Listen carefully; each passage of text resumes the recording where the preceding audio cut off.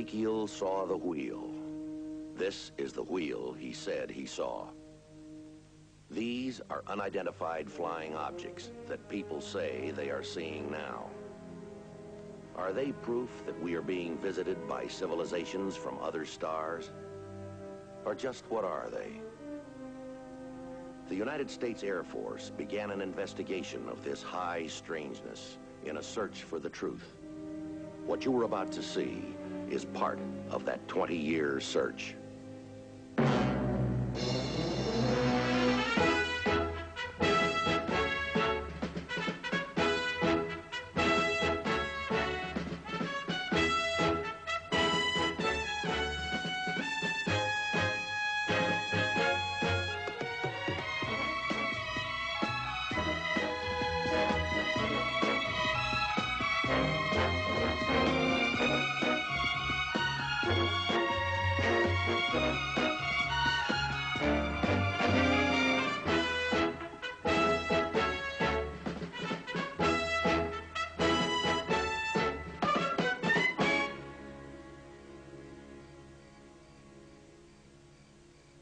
Eastern Kentucky, 0416 hours, 14 July.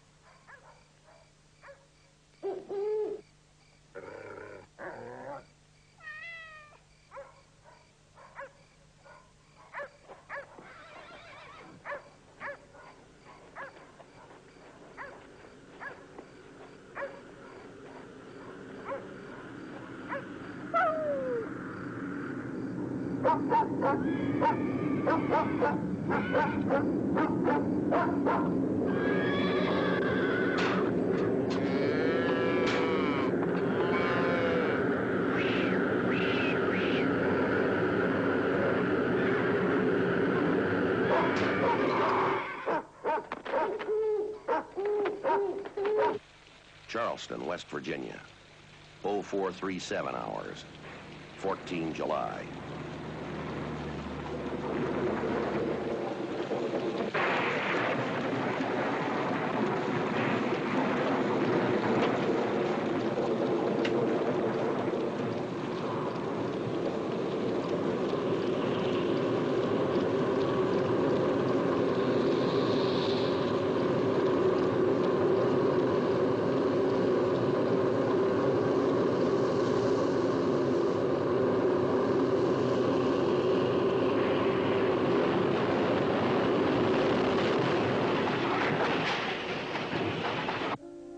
Central Virginia, 0502 hours, 14 July.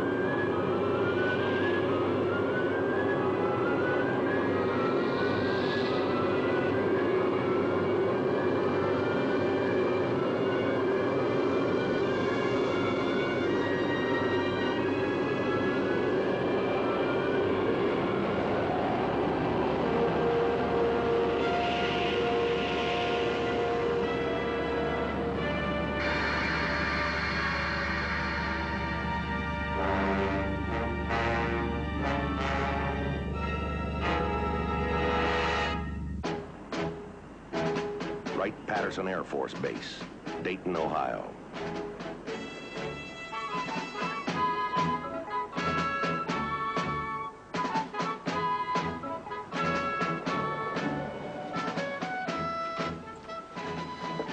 Good morning, Sergeant. Major. Glad you could make it. I tried your barracks. Where'd they find you? In love. Still? Or again? Constantly.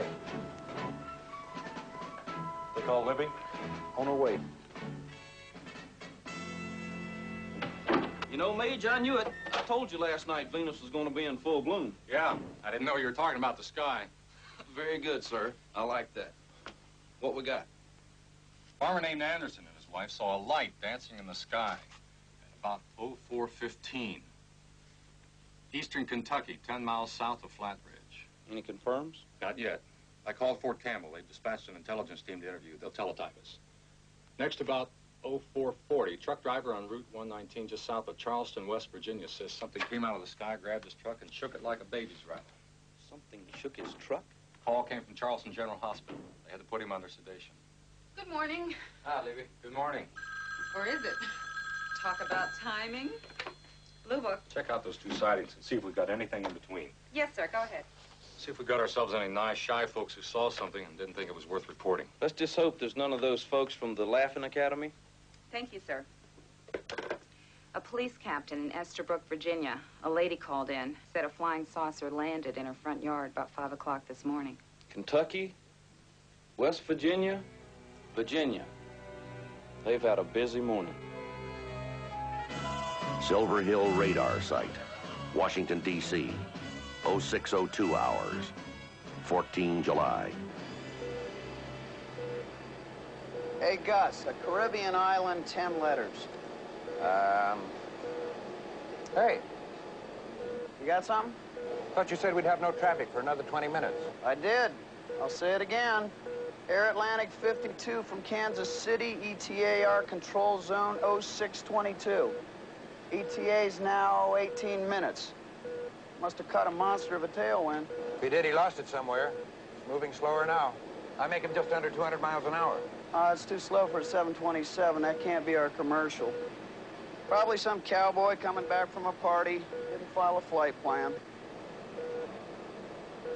That's no weekend flyer. I painted big and solid, Jerry. Air boss, I'm painting a target bearing 275 degrees. No reported traffic in that area.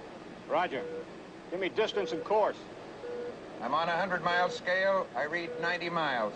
Steering 089 degrees. Right, work up his ground speed.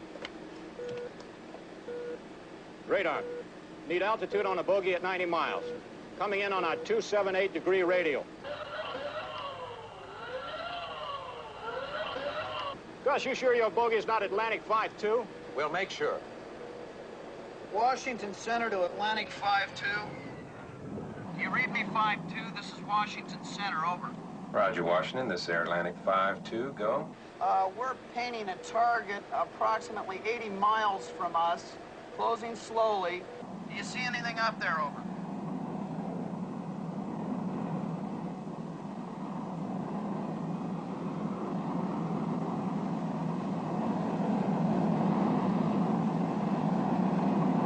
Negative, Washington. We see nothing. We show 145 miles from you on flight plan and schedule, over. Roger. Can you give me your altitude and airspeed, over? 5-2 here, flight level 330, speed 295 knots. Inbound, Nottingham fixed, 278 radio. Atlantic 5-2. Squawk 2438, over. Roger. Squawking 2438. Atlantic 5-2 still way out of range. We still got our unknown. Radar, still waiting for a readout on our bogey. Roger, thanks. Our unknown is at 6,000 feet. Let's ask Atlantic 52 to take another look-see. A real careful look.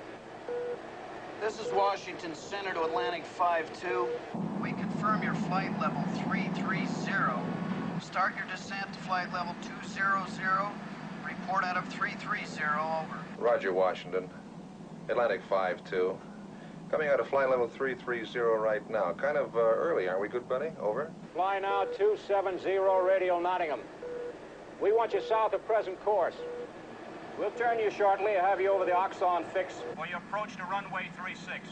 When you level at 200, look for visual at 10 o'clock low. Over? Roger, Washington. What exactly are we looking for? You tell us. We still paint that same unknown at 6,000. Bearing 279 degrees. Eyeball carefully.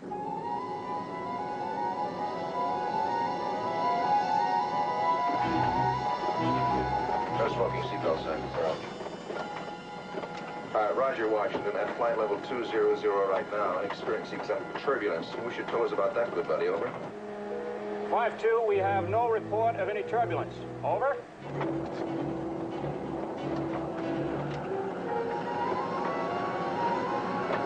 Roger, Washington. We believe we see, Say again? You see what, 5-2? I don't know. Looks like a big ball of light hanging in the sky below us. More like a football. Shall we go down and take a closer look? Negative 5-2. You got a load of passengers want to get home without a side trip. Continue your approach for runway 36.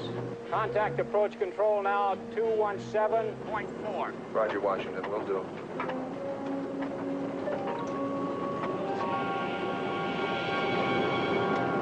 Morning, Charlie. Morning.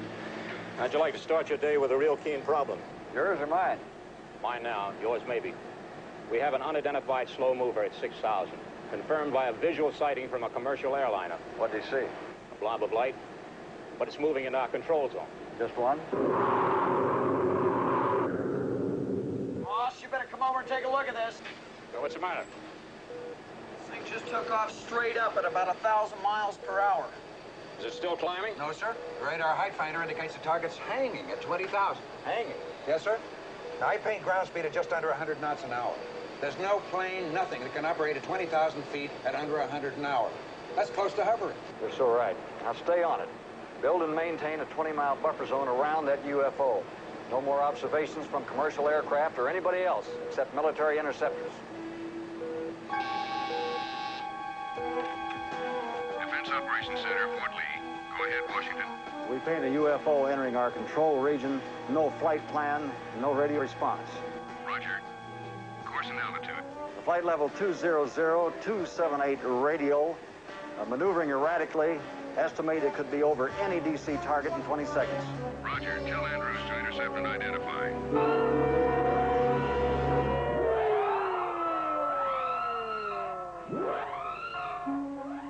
Andrews Air Force Base, Maryland, 0617 hours, 14 July.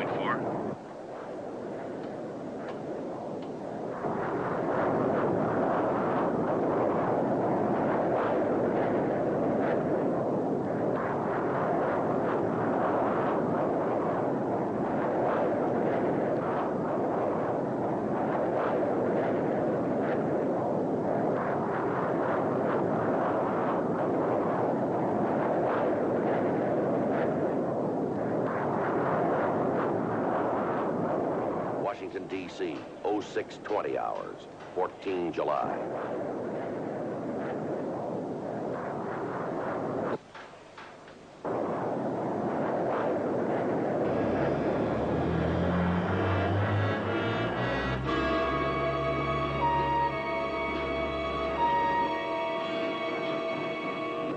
Silver Hill, Delta Red Leader.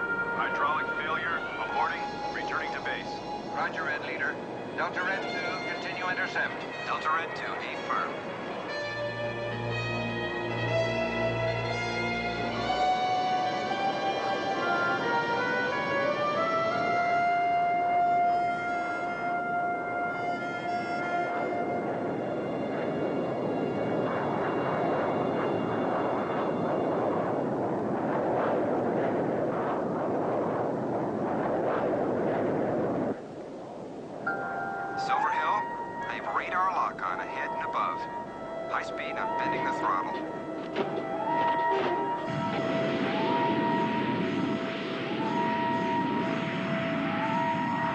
Roger, Delta Red 2.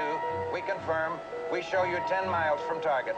Roger. 10 miles, holding lock on.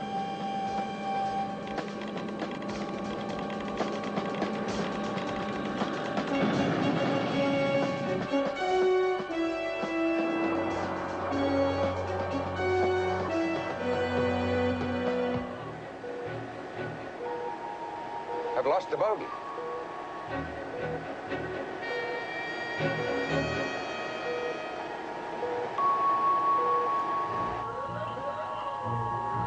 Delta Red 2, we show loss of target. Confirm? Negative. I still have a lock on.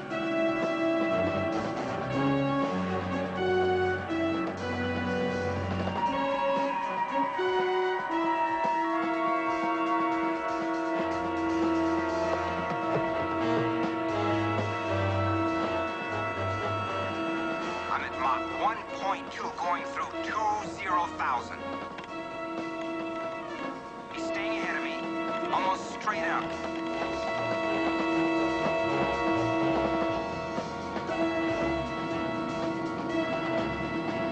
What the hell's he flying?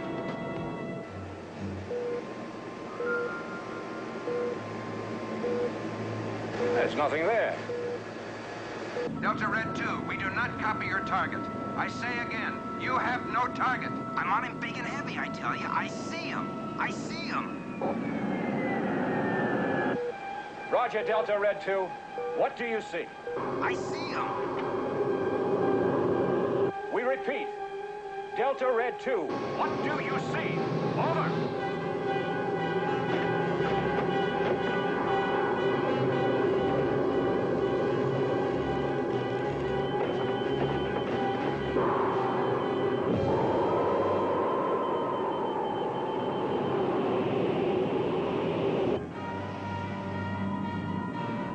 Delta Red 2, Silver Hill. Do you read? Over.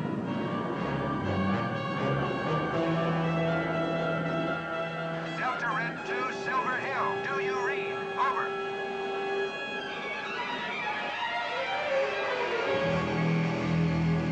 I think him still climbing. Well, he'd be above his service ceiling. He can't be climbing straight up. No, Charlie. He's going straight down.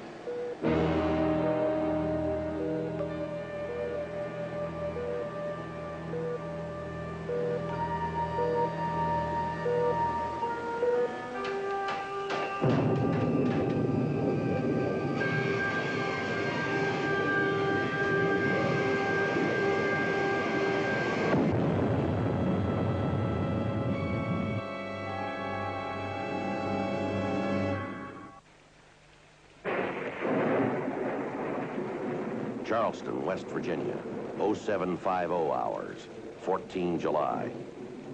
Anyway, I was beat. I couldn't even see through the windshield. So I pulled off onto the shoulder to take a break, you know? I'm just about to light up a smoke when I see this light, you know, like a hunk of fire. And it was barreling right at me like a red-hot bowling ball.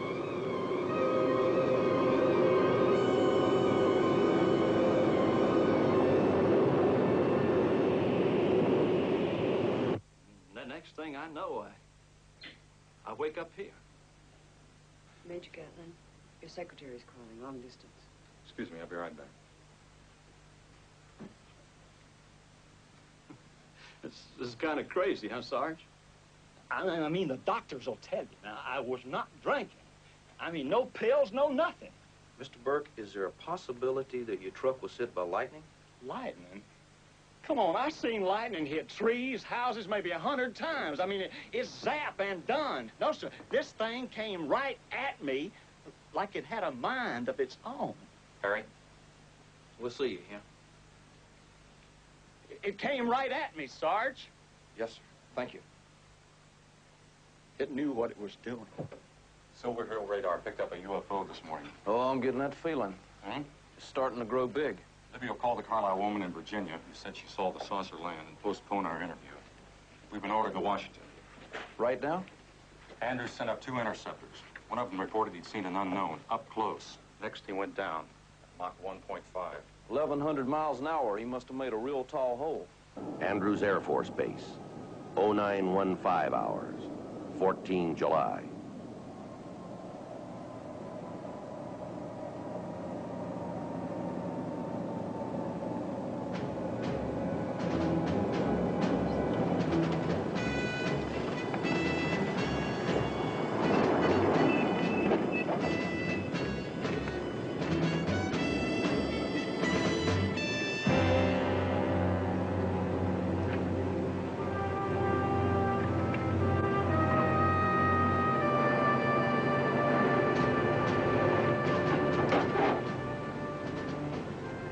Harry Fitz, I'm Gatlin, Project Blue Books. Coleman, Delta Red leader. I'm Graham, sir.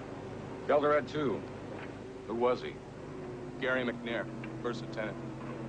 Remains have been sent to pathology. Where'd you find his body? Strapped in the cockpit. Got any early ideas on what happened to him, Captain? Not yet. They don't have very much to work with. If I could have stayed with him, maybe we'd know. Why did you abort? Well, I had to, sir. Hydraulic failure, lost pressure. McNair married? Yes, sir. No children. We haven't been able to find the plane's canopy. If it flew at that height, it could be anywhere. Why should it?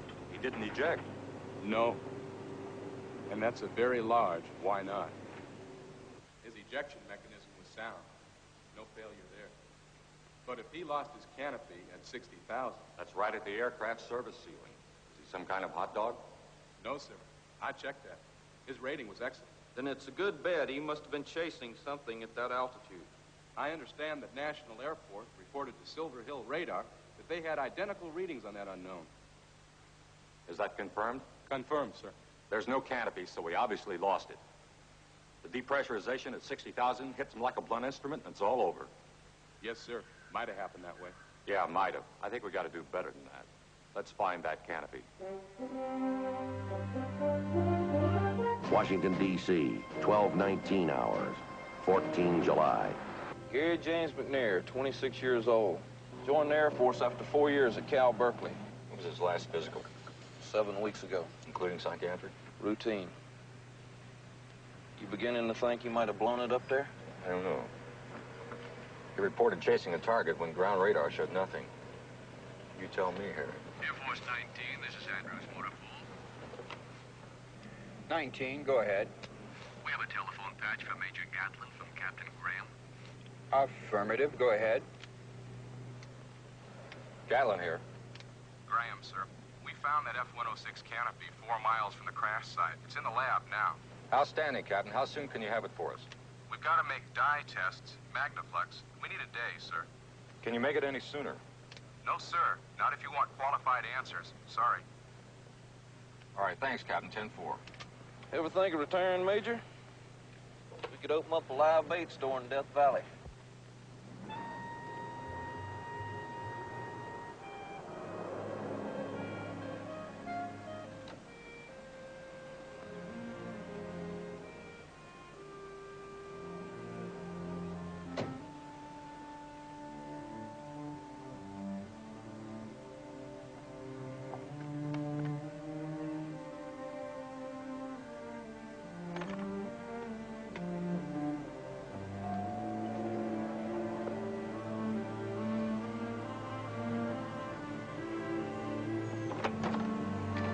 McNair? This is Harry Fitz. I'm Jake Gatlin.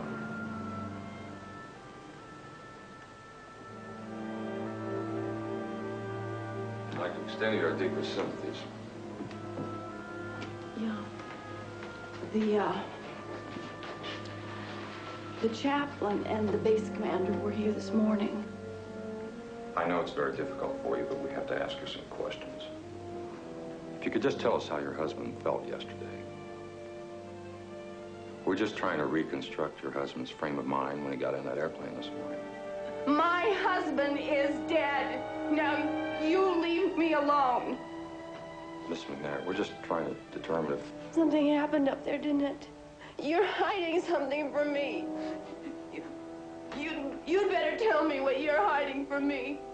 You tell me. You tell me what killed my husband.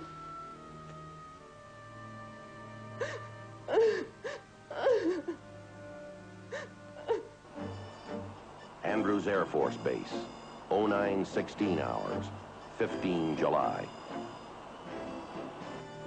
The cracks marked in green indicate those fractures we believe were caused when the canopy struck the ground. The ones marked in red we believe occurred during flight. Dye tests are not infallible, am I right? Yes, sir. They run about 75% accurate. It's that other 25% we're interested in. Yes, sir. The pilot did not eject. He didn't blow the canopy. Yet it was separated from the aircraft during the flight. We found it 4 miles from the crash site. Sir, what caused it to separate during flight? Simple loss of pressure. The canopy fractured, cracked. It was ripped right off the aircraft. What caused it to fracture? Structural fatigue?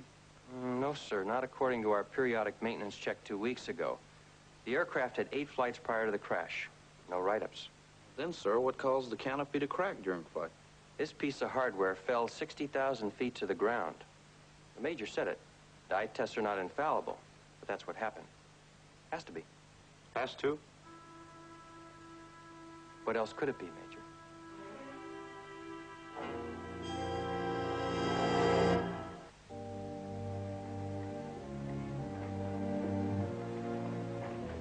North Central Virginia, 10:05 hours, 15 July. And then it settled down. Right here. It was the same flying saucer I read about in the newspapers, the one over our nation's capital. You know, your pilot must have been unfriendly. He had to be. Else they never would have shot him down. No one is saying the pilot was shot down, Mrs. Carlyle. Everybody knows that. And that's exactly what I told those reporters. It landed here, ma'am? Yes, sir. Right here in Estabrook, Virginia. No, ma'am. I mean, did it land in this particular spot? Not really. It never really seemed to touch the ground. Mrs. Carlyle, would you please tell us exactly what you saw? Yes, I'm happy to. I was asleep, and then I was awake. And there was no sound. No sound at all. And I was drawn to the window. Now, don't ask me why. And then I saw.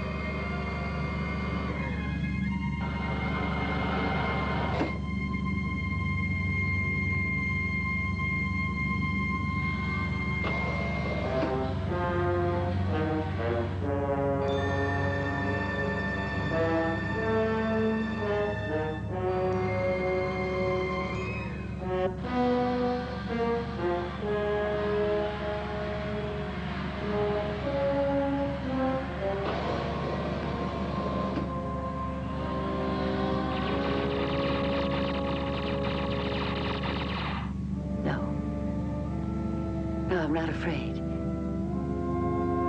Thank you.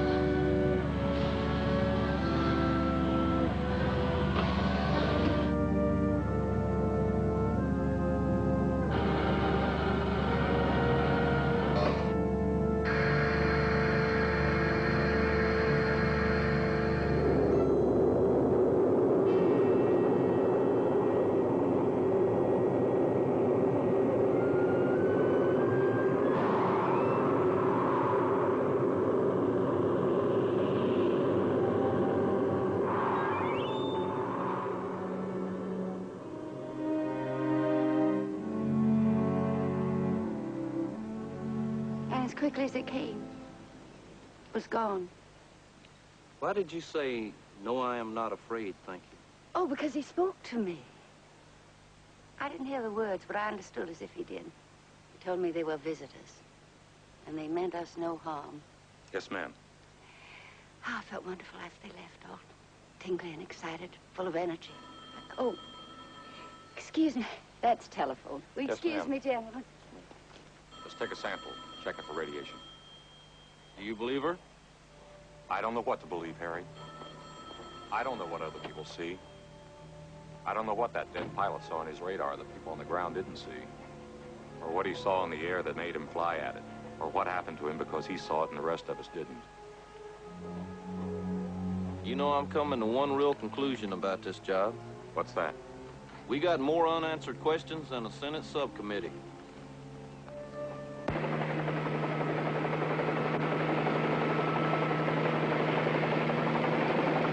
Harry, check on those construction workers and have a talk with them. Check on Andrews Metro. Pull together a weather profile from Kentucky through the crash site, including any activity over Charleston, West Virginia. You got it, but where's that going to take us? Maybe someplace we haven't been. Oh, Major, Mrs. McNair. Please come in.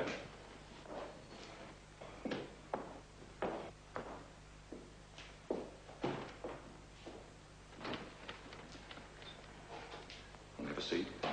Major, they've sealed the casket. We're just trying to make it easy for you. Then make it easy. Let me see my husband's body. Mrs. McNair, your husband's aircraft hit the ground over 1,000 miles an hour. I don't think you want to see him. Not according to the autopsy report.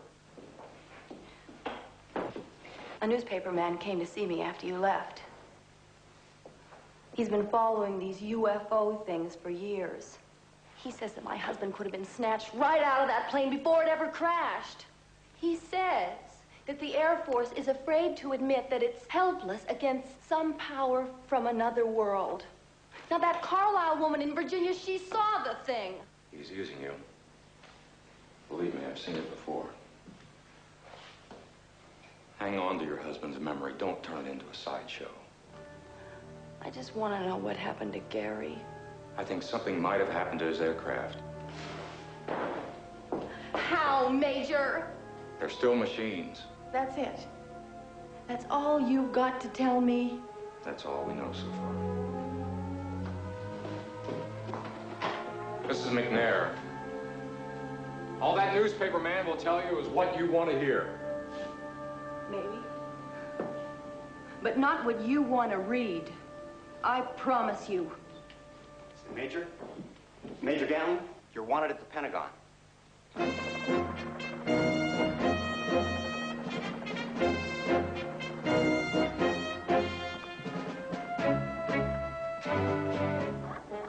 One moment, Major Gatlin.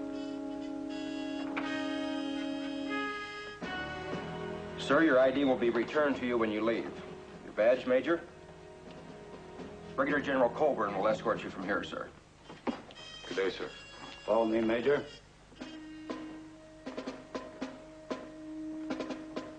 Stand behind me, please.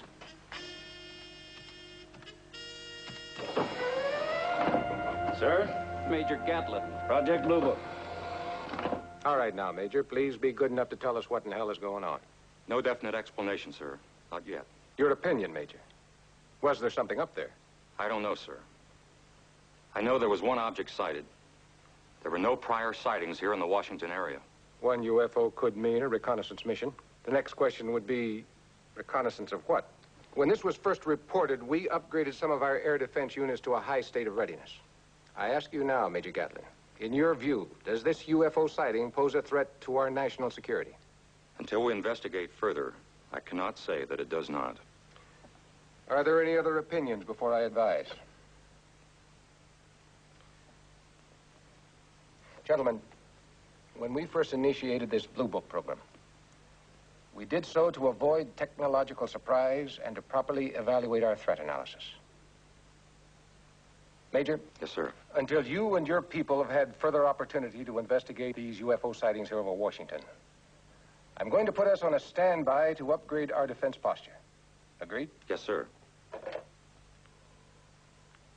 This is John W. In view of the current unknown sightings, and in the event that they persist, I would like to advise that effective now, we will remain on standby condition to bring all air defense interceptor units east of the Mississippi to a higher state of readiness.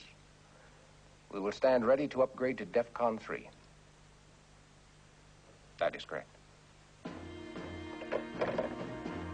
Gentlemen, stand by to move to a 15-minute alert.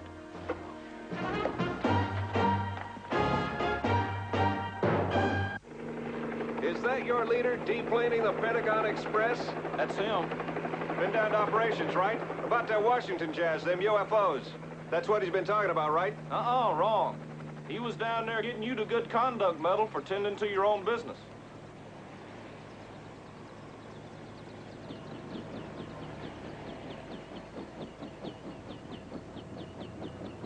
That thing's going to operation.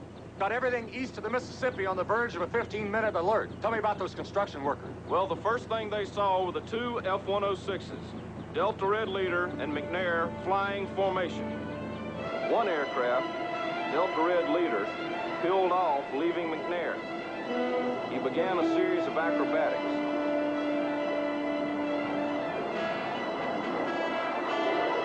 According to the two construction guys, he was in a real dogfight.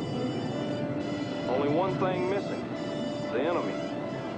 McNair was all by himself up there. Then suddenly he went into a steep climb, straight up.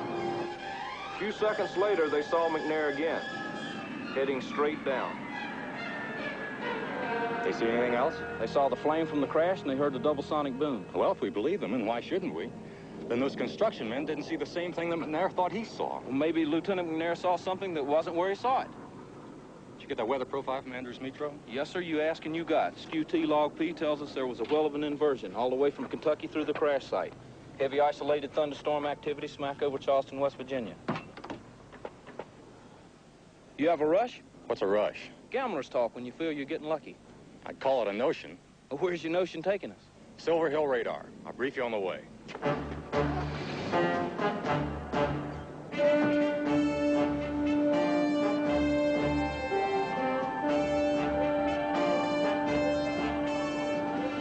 Can your computers figure out the exact elevation angles from the UFO on your radar scopes to the ground receiver here? Why? Because maybe the signal bounced. Say again? Bounced or reflected.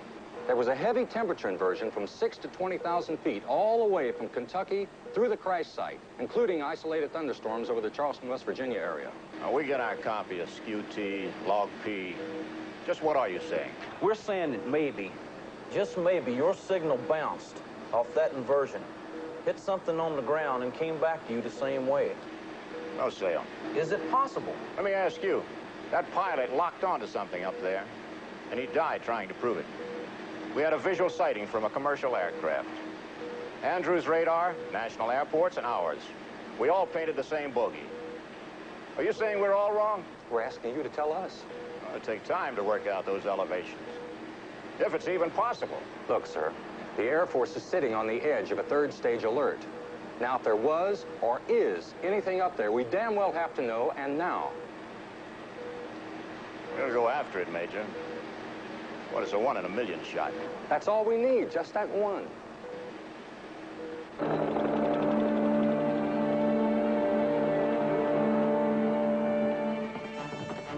Stand behind me, gentlemen.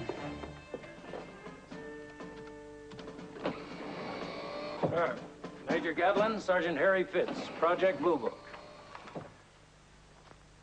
Major, we've reviewed your findings concerning the various reported sightings and the McNair incident.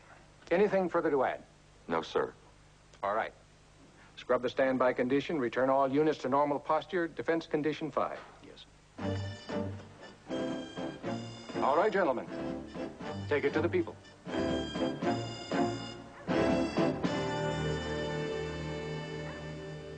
Our investigations lead us to believe that you people may have seen reflected light. The reflection could have been caused by a rare weather condition that existed that morning. Experts call it a temperature inversion. The actual source of that light could have been many miles from your farm here. How is that? Have you ever shined your flashlight into a mirror and seen it reflect on an opposite wall?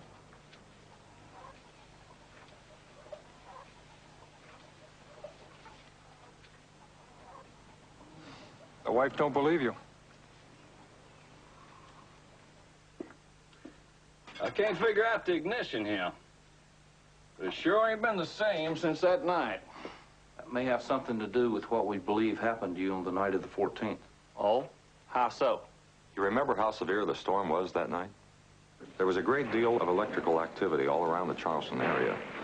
We think you may have witnessed a very rare weather phenomenon. Not many people have seen it, but it does exist, and it could be what you saw.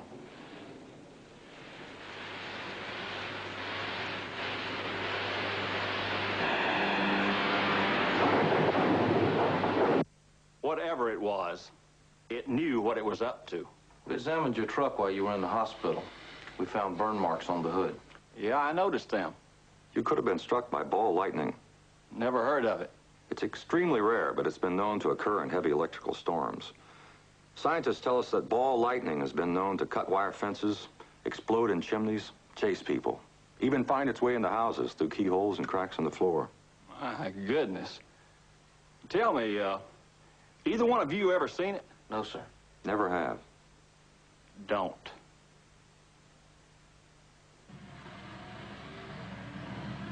There's no way we can tell you that you did not see what you tell us you saw. However, we found no physical evidence to confirm your sighting. Well, I don't need any proof. I saw what I saw. Yes, ma'am. But we found no evidence of radiation here. Now, what's that supposed to mean? The machine you say you saw would have to be powered by some means. The most likely possibility would be a system that would leave behind traces of radioactivity, to the best of our knowledge. Uh-huh. To the best of our knowledge. Why? We didn't use it to get to the moon. No, ma'am. But we did leave evidence of our visit behind. Because we didn't have the means to bring back all those expensive gadgets. Now, did we? Since we didn't use atomic energy, why should we believe that they do? Isn't it possible they could be ahead of us? The great distances that would have to be traveled to reach our planet would require a propulsion system far more sophisticated than we now know.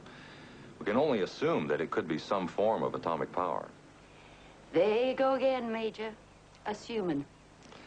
Without positive physical evidence, we have no choice. Well, neither do I. And I have all the positive physical evidence I need. It landed right there. I saw it. And it left without leaving a trace of anything behind. Now, let's have some more lemonade. I assume my invitation had something to do with this morning's newspaper. We read it. A small story on page 14. Something about pilot's wife refuses to blame the Air Force. I think they mentioned your name. Are you all right now? The funeral was yesterday. No, I can handle it. You know what I cry about now? That we didn't have a baby. At least one. It's gonna hurt for a long time. Do you know anything more about what happened to Gary? A little. A couple of airline pilots may have seen what your husband saw, but we can't be sure. We believe we're dealing with a temperature inversion that created a series of reflections that were transmitted from a far distant point. I don't understand. We think Lieutenant McNair saw something, but he wasn't sure what he saw, even though the radar scopes indicated something up there, at least for a period of time. Those radar scopes and the airliner saw something, but we're not certain what they saw. That temperature inversion could have caused a reflected light from a distant ground source.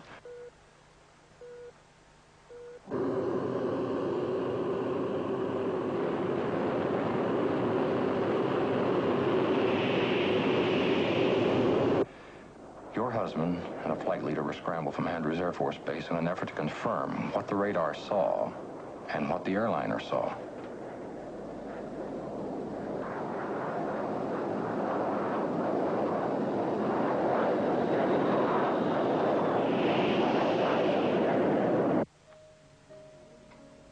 Gary saw it, but he didn't know what he was seeing. Is that what you're saying? If the Major or I had been up there, it's entirely possible that we would have seen the same thing, and we wouldn't have known. There's a great deal about weather phenomena that we don't know, but we're learning. The radar. I still don't understand how it could be wrong. Radar's not infallible. There are known cases where it's been fooled before. However, our computers do tell us that that radar signal would present what would appear to be a moving solid target due to that abnormal weather condition. If the signal was misdirected due to the temperature inversion. If, Major? If. That's as close as we can come. How many UFO sightings have you investigated? We've lost count. The project has looked into over 12,000. And I suppose a fair number of them are unexplained. Yes, ma'am. Roughly 30%. Well, thank you for the dinner. It was very thoughtful.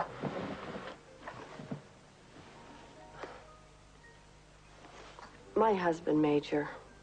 Are you satisfied? No, I'm not. Thank you.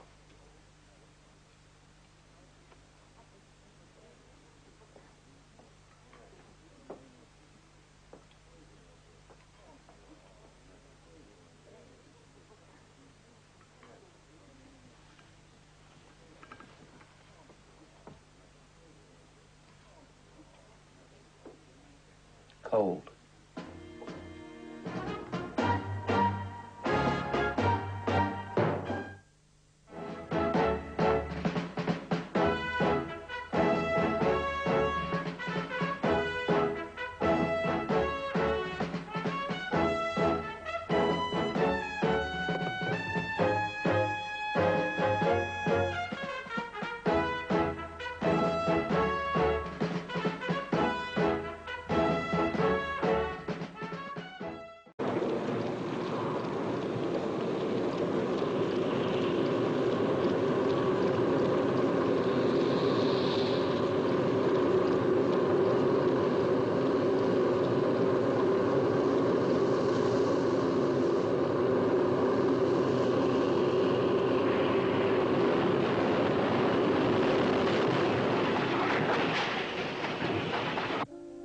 Central Virginia, 0502 hours, 14 July.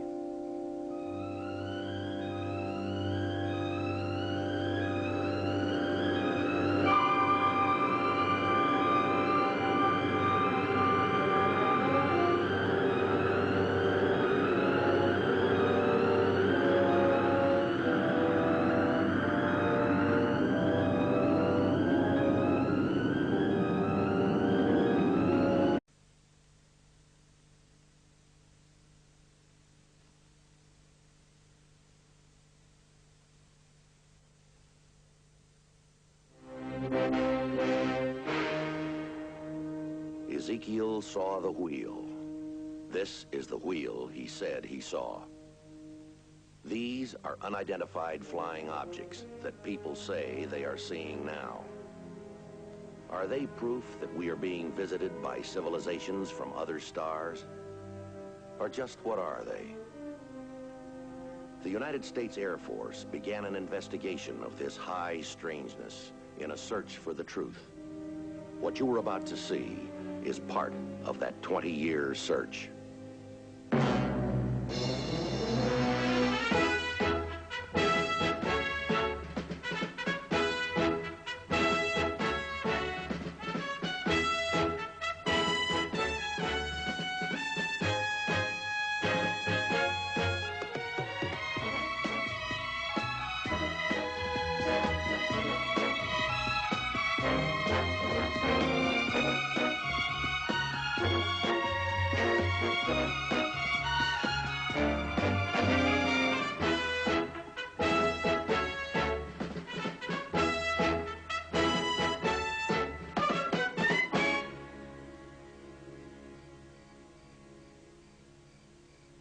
Eastern Kentucky, 0416 hours, 14 July.